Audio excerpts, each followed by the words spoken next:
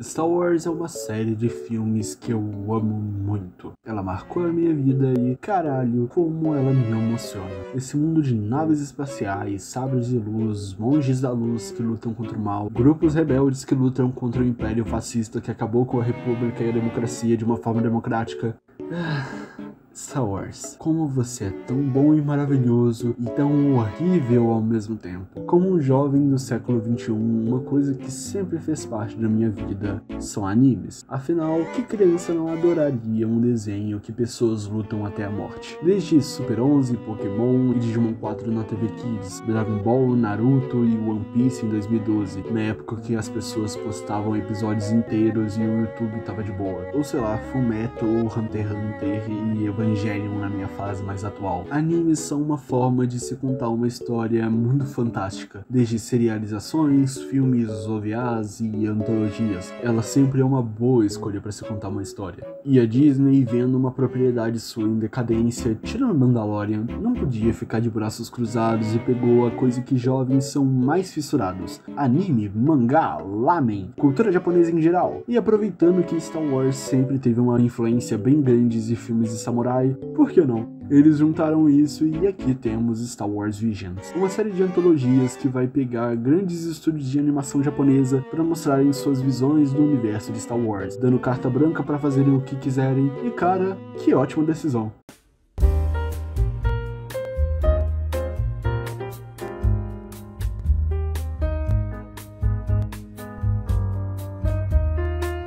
O episódio já mostra logo de cara o quanto eles vão trazer a visão e a cultura japonesa em força pro mundo de Star Wars. E esse episódio é justamente isso, uma representação dos filmes de samurai e ronin em um curta de 14 minutos. A gente já tinha visto algo parecido com o episódio 6 de The Mandalorian, mas nesse veio com muito mais impacto. Não só com planos e fotografia que fazem referência, vestimentas e arquiteturas das casinhas da vila, mas esse traço com shell shading nos modelos 3D que, de primeira, eu não tinha gostado muito, mas com o passar do episódio eu me acostumei. A estrutura e os clichês de roteiro, tudo junto molda o estilo desse episódio, que é maravilhoso. Aliás, uma dica pra quem for assistir é colocar em japonês, dá um toque muito mais legal pro trem todo. O episódio começa igual quase todo filme de samurai ou faroeste começa, com a chegada de um homem misterioso, sempre muito estiloso, e no caso com seu droid numa pequena vila, que de alguma forma está sendo atacada por um grupo de bandidos que pede impostos, e caso não paguem é bala ou espadada. Surpreendentemente, o menino que cuida da aldeia, já que seu pai está doente, contratou caçadores de recompensa que acabam conseguindo matar todos os bandidos, até que aparece um deles e ela é uma Sith e mata todo mundo. Aliás, que design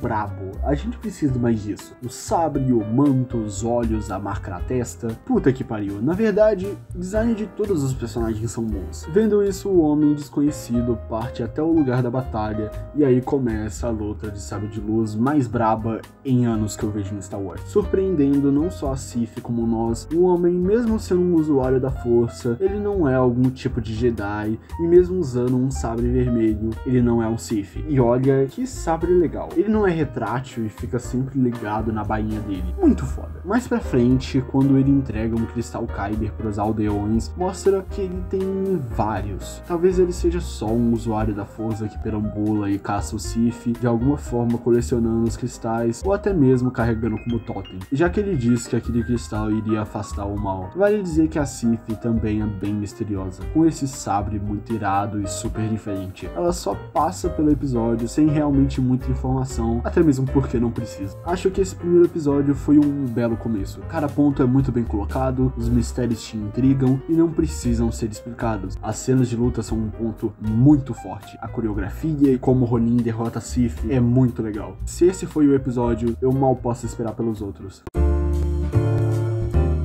O segundo episódio é bem mais frio. Não é ruim, mas é bem menos interessante. Nele tem um afastamento daquela animação 3D, indo pra um 2D bem padrãozão de anime de temporada. Mas ainda com aquele momento de CG pra cenários que às vezes destoam bastante. Mas em geral, é uma boa animação. A parte 2D é realmente muito boa. Os cenários, os personagens, as mini cenas de ação e tal. Aqui nós temos aquela velha clássica história de Star Wars, que é: temos um sobrevivente da Ordem 66 e bom, como como ele sobrevive. Diferente de uns que se isolam em planetas, viram rebeldes ou simplesmente catadores de lixo, o nosso protagonista vira guitarrista e vocalista de uma banda de J-Rock, o que é divertido de se pensar. Tirando na cantina de Tatooine, no Palácio de Jabba, naquele comecinho de Jedi Fallen Order e aquela cena de Han Solo, uma história Star Wars, música nunca foi algo muito presente ou importante em Star Wars. E é legal ver como a música se espalha pela galáxia. E aqui é por J-Rock. Eu acho bem legal essa ideia de um Padawan que sobrevive. Sempre dá pra tirar uma história disso. Mas estranho, cada vez vão ter mais sobreviventes da Ordem 66, e o que era pra destruir toda uma Ordem Jedi só matou a maioria. A história é basicamente de como o cara que ajudou o protagonista da família do Jabba, e então é procurado por ele por não querer seguir os negócios da família. Até que nosso querido Boba Fett rebaixado captura ele, e eles tentam negociar pra que o carinha, que eu não lembro o nome, desculpa, eu sou horrível com nomes, continue vivo. E bom, esse é um episódio bem mais frio, apressado em alguns momentos, mas não deixa de ser divertido. Esse episódio é um shonenzão clichêzão e só, o que pra mim é uma maravilha, já que ele não só é um shonenzão, como é um shonenzão feito pela Trigger, que, tirando algumas exceções, é um estúdio muito bom. Diferente da monotonia do segundo episódio, esse já começa muito mais interessante e com uma direção que chama muito mais atenção. Mas é engraçado, o episódio todo tem uma direção muito boa, mas é muito nítido a economia nos primeiros 3-4 minutos para a explosão de animação fluida e linda que tem pela frente. Os primeiros quadros são muito estáticos, mas não estraga como um todo, porque o que vem pela frente, meu caralho, que delícia! A animação, caralho, a animação, que coisa perfeita. Traz toda aquela fluidez e beleza do estúdio que é muito característica. Sério, assistam esse episódio. Ele traz muito do que eu gosto de Star Wars. A dualidade na força, irmandade, visões e poderes Ultra Mega Blaster Power Revolution de vez em quando. Ou nesse caso, o tempo todo. As ideias novas, como eles tratam os cristais Kyber, os design. Puta que pariu, eu queria que tivesse um artbook só desse episódio. O episódio começa da forma clássica que um Star Wars começa, com o Star Destroyer saindo das sombras, até que a gente percebe que tem outro conectado com um canhão gigante entre os dois e caralho, isso é muito legal. Ele tem todo aquele exagero do Trigger, é apaixonante. Sério, olha que foda. A história é aquela básica. Dois irmãos, criados em laboratório por magos Sith, crescem para estabelecer a ordem na galáxia. Até que um se rebela e rouba o cristal Kyber depois de uma visão. A sua irmã percebe, vai atrás dele e eles lutam, e é só isso. O destaque vai muito mais para todo o resto. Que episódio! Esse, diferente dos outros, eu acho que é o que tem mais algo pra contar, pegando uma das mensagens clássicas de Star Wars e transmitindo da sua forma. Ele começa bem mais lento, apresentando os personagens, a vila, o planeta e suas superstições, em que situação eles estão e o obstáculo que eles vão enfrentar. Tudo pra no final se resolver e ele conseguir transmitir o que ele quer. Tá tudo interligado. Esse episódio tem mais ou menos duas protagonistas. Uma Padawan que tá tentando aprender o que seu mestre queria dizer antes de algo trágico acontecer, e para isso ela vai até o planeta natal dele. Lá, observando os nativos, ela vê a nossa outra protagonista, que está prestes a se casar forçadamente para tentar salvar a vila. E observando a ligação da vila com a natureza, a Padawan aprende sua última e principal lição para ela se decidir do que quer, o que ela deve ser e finalmente se tornar uma cavaleira Jedi. Como eu disse antes, esse episódio começa bem mais lento para mostrar tudo o que ele quer e isso é perfeito. Talvez eu tenha me apressado no começo, porque eu queria a ação, já que ele vem logo após o episódio dos Gêmeos, mas quando eu vi tudo se fechando, cara, que episódio gostoso. Ele é realmente muito bom. Ele é muito fechadinho, contando a história e a mensagem que queria da melhor forma possível. Tudo se encaminha para o final, e que final satisfatório. Simplesmente amei. Ah, isso, só eu que lembrou muito do anime de Pokémon Sun e Moon por causa do character design. E eu já disse que eu queria um sketchbook dessa série, talvez umas figures. Bom, se não, aqui tá dito. Esse é um episódio que, assistindo, eu adorei do início ao fim. Ele é o que melhor estabelece o mundo em que os personagens estão e que a história é o que mais me chamou a atenção. Um mundo em que os Jedi acabaram e existem poucos remanescentes na galáxia, os sabres de luz também não existem mais. É nesse ponto de partida que a história segue. 8 Jedi ouvem um chamado de um cara e assim eles vão se encontrar. Lá, quem deu o chamado daria os sabres pra eles. Nisso, corta pra nossa protagonista, filha do ferreiro que forjou os sabres. Ele então dá a missão a ela entregar esses sabres enquanto ocorre um ataque do Sith. Quando ela entrega, ocorre uma virada de roteiro muito legal que conecta com o que o pai dela tinha dito. Ah, tá chovendo, tomara que não estrague nada no áudio, mas beleza. Onde que eu tava? Depois disso, ela junto dos outros Jedi são encarregados de erguer uma nova ordem. Esse episódio é o que mais me deu vontade de ver uma série própria. Sério, Disney, faça disso uma série própria. Não importa se ela for canônica ou não. Até pode se encaixar algumas décadas ou 100 anos depois da ascensão Skywalker, mas foda-se. Eu só quero e quero pra ontem. Os personagens realmente me encantaram e me interessaram. Quando eu assisto esse episódio, eu só consigo pensar de que dá pra contar uma história ainda com esses personagens. Por favor, Disney, só dá todo o dinheiro necessário pra Projection ID agora.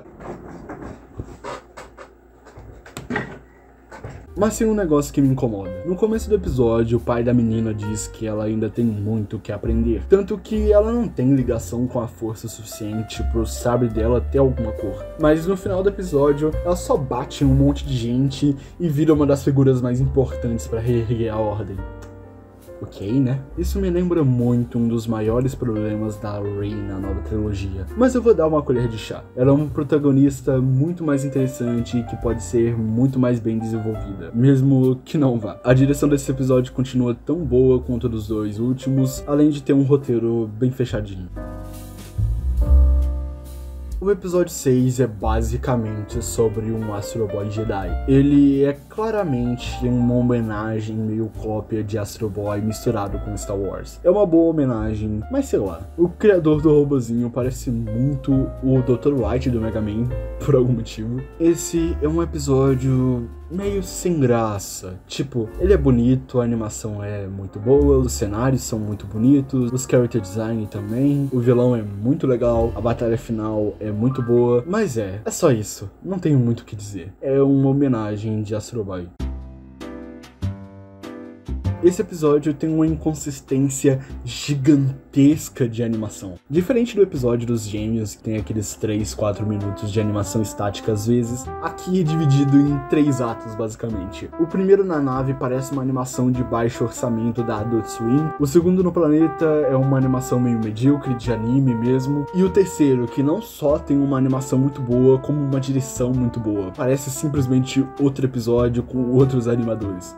Aqui nós conhecemos um Padawan e seu mestre que estão navegando pela galáxia, até o mestre sentir uma perturbação na força e eles descerem até o planeta mais próximo para investigar. Lá eles descobrem que há poucos dias um senhor estranho tinha passado por lá e ido às montanhas. Nas montanhas eles descobrem que é um Sith e rola a luta. Bom, esse episódio é muito bom em explorar essa forma de se usar o lado sombrio e do mistério se ele é ou não um Sith, com paralelos de Obi-Wan e Qui-Gon Jinn, só que sem a morte do mestre. Diferente da ameaça fantasma, que o Padawan derrota o Jedi, aqui o aluno é derrotado e o mestre que ganha a batalha. Do início a principalmente o fim, o episódio todo tem uma áurea mais sombria. É como se os outros fossem shonens e esse é um seinen. O velho é de se dar medo e o mestre até que é carismático. Esse é um episódio bem mais rápido e conciso. Esse era um episódio que eu não esperava nada. E cara, furry. Puta que pariu, furry. 10 de 10. Não, eu realmente não esperava nada. Era um dos que eu menos queria ver. De fora parecia bem menos interessante do que realmente é. E quando eu assisti, que episódio maravilhoso. A direção, que tem planos lindos e que te instiga em conjunto a animação, que é tão bonita e fluida que você vê que os caras da produção botaram carinho. Claro que isso tem nos outros, mas ficou mais explícita nesse. Não só nisso, como na própria história. Nesse episódio nós temos alguns dos personagens mais charmosos e interessantes da antologia inteira. Você olha e você quer ver mais deles, porque eles são muito legais. Esse também, na verdade, tem uma direção muito mais clara do que pode acontecer, e eu quero ver isso. Deixa um final aberto que eu queria muito ser preenchido. Disney, dê todo o seu dinheiro para esses personagens. Eles merecem uma série própria. Os dois parecem muito mais pilotos do que pode vir do que qualquer coisa, e eu amei isso. A protagonista no começo é meio sem graça, mas com o passar do episódio você vai gostando cada vez mais e mais dela. Essa que foi adotada por seu pai, que é um personagem muito querido, e de sua irmã, que depois, quando crescem, entram em uma rixa. O Império está botando o clã contra a parede e a Osho, como herdeira, toma a decisão de se unir ao Império. Seu pai reluta e tenta convencer de que não. No final, o manto de herdeira é passado para Lupe, o que mostra que tradição e família não tem tanta relação com a linguagem de sangue, mas com sentimento e consideração. Esse é um episódio incrível. Esse é o mais excêntrico e talvez... Eu não queria usar essa palavra até porque essa palavra é muito subjetiva. É talvez objetivamente o melhor de todos. Ele é tão diferente e bom. O character design é o mais diferente e me lembra muito Lupin III. A animação é muito boa, mas a direção, ela é um show à parte. Desde o começo, com planos diferentes e interessantes, passando do começo ao fim até a cena derradeira, que ela brilha mais ainda, principalmente com a trilha, que vai ficando mais intensa e rápida, te deixando ansioso e tenso com tudo aquilo. Até que acontece e você fica sem palavras. Esse é com certeza o mais especial de todos. Ele é bem rápido e direto ao ponto, mas de uma forma perfeita que encaixa muito bem. Eu simplesmente amei. A história é sobre um Jedi que tem tido visões de alguém morrendo repetidas vezes. Uma velha amiga o chama para uma missão para salvar o seu reino de uma Sith e tudo acontece.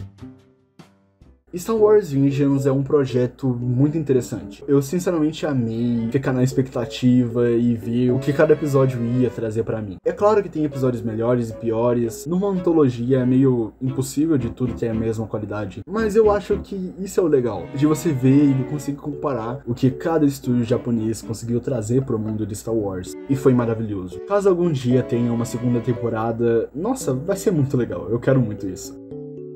Bom, obrigado por terem assistido, isso é muito importante pra mim. Deem like, compartilhem e façam todas essas coisas de youtuber. Me sigam no Twitter se vocês quiserem por algum motivo, e obrigado de novo. Se cuidem.